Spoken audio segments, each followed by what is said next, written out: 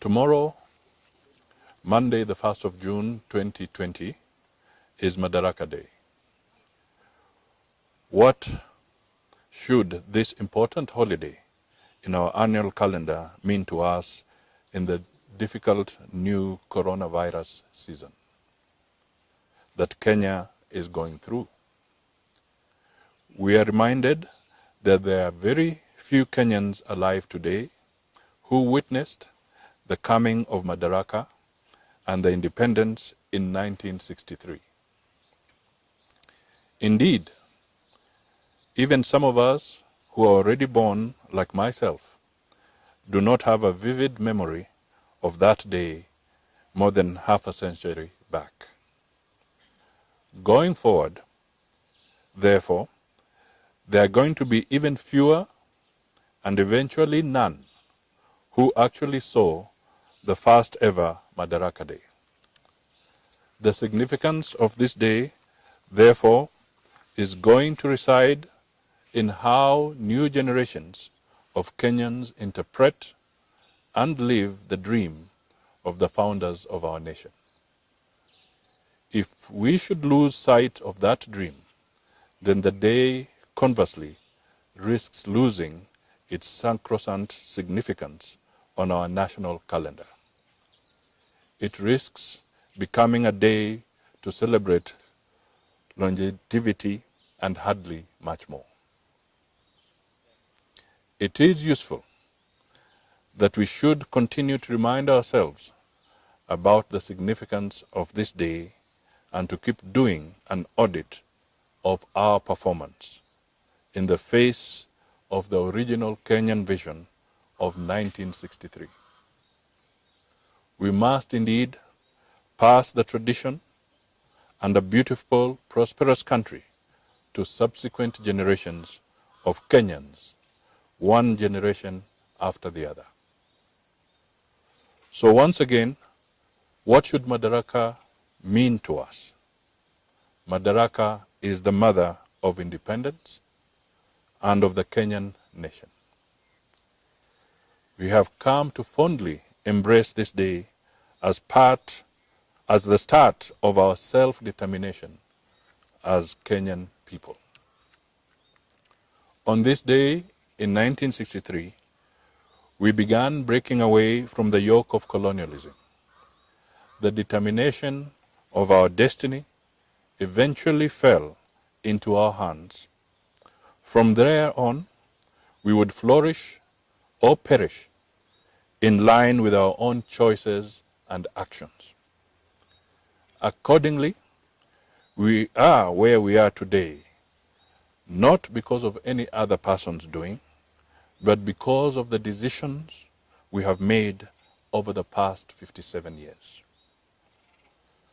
When we began this journey, our founders summed up the task ahead as a war against poverty, ignorance, and disease.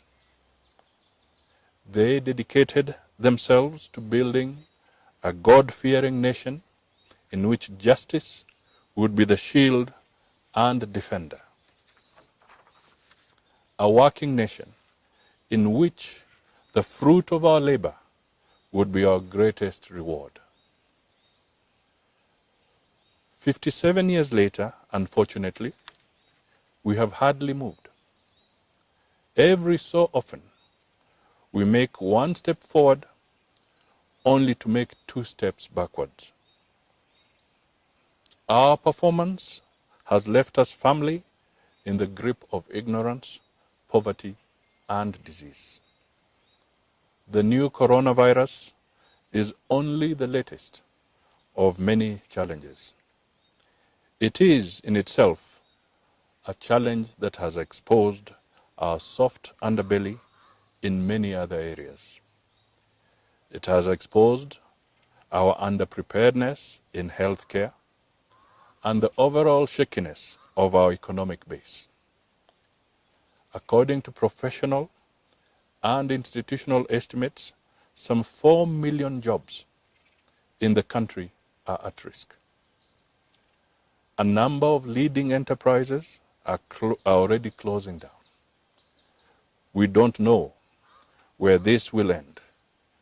We mark this year's Madaraka Day under unprecedented uncertainty.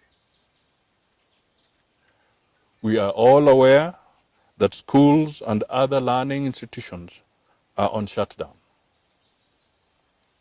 National examinations are in limbo. Elsewhere, the planting season has been affected both by the fallout of COVID-19 and out of ordinary rains and floods. Kenyans are facing serious food challenges. Indeed, we are already experiencing serious food issues as a factor of the partial economic shutdown in the country. What is more, the floods have rendered hundreds of thousands homeless in diverse parts of the country. As if this is not bad enough, there have been official evictions and demolitions of homes that have displaced some 9,000 families in Nairobi alone. In short, all is not well in the country. We are in the midst of serious national crisis. They call for focused and action-based leadership. Sadly, Kenyans are marking this year's Madaraka Day virtually on their own.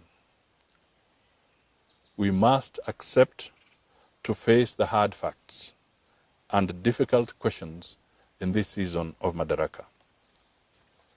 Where have the great dreams that the founders of our nation had for our country gone? Why have Kenya's political leaders abandoned the citizens and the founding vision, preferring instead to focus on political power games?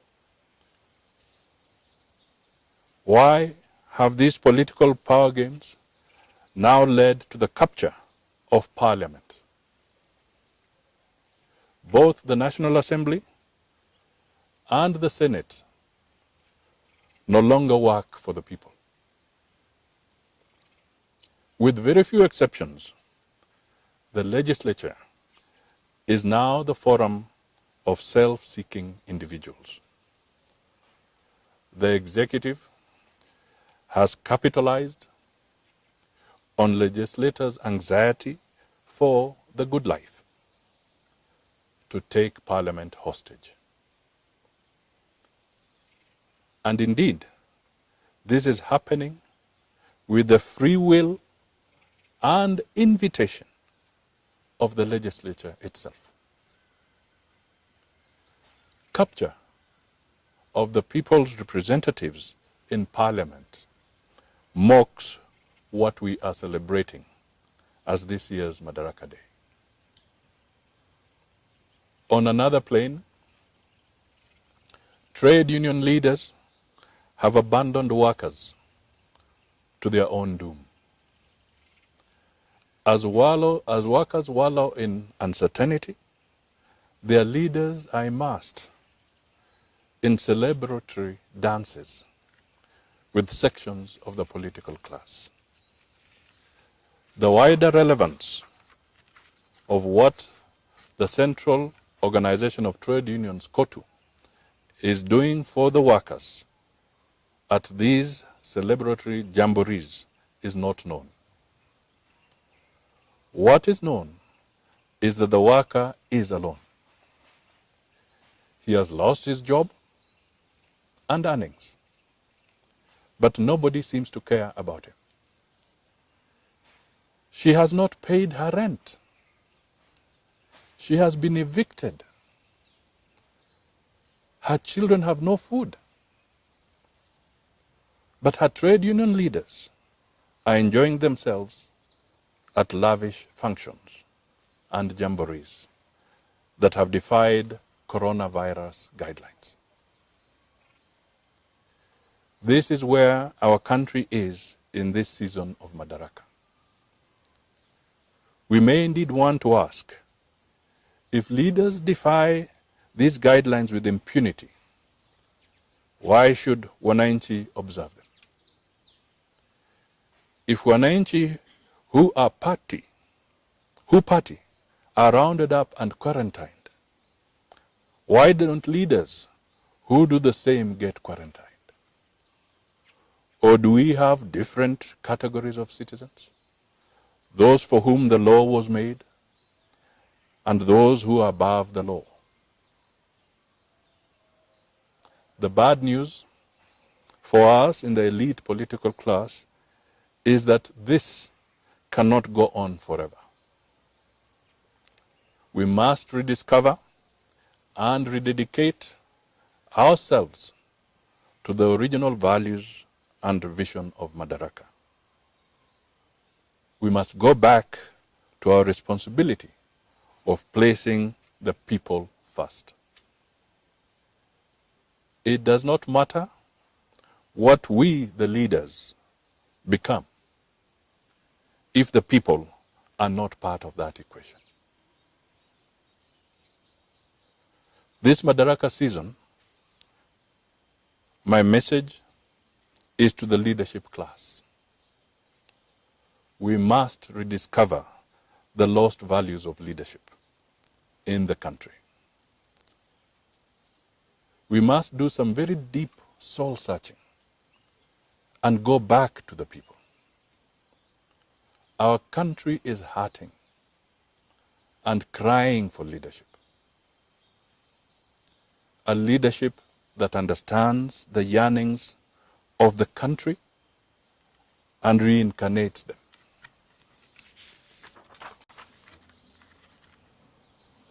The challenge of poverty remains, as does the challenge of ignorance. Indeed, there is now a challenge of leadership. Leaders no longer respect their conscientious call to duty. This is at once a challenge of ignorance and poverty in leadership. The citizens have, for their part, a major challenge to ask themselves questions about the choices they have previously made on leadership in their country. A rebirth of the Kenyan nation is a must. Going forward, it is my prayer that this Madaraka Day can be the start of this rebirth we so badly need. The Kenyan Renaissance. We need to return to the decency of leadership. We must arrest our thirst for self-grandeur and replace it with focus on people-felt needs. The Renaissance must begin in this season of Madaraka.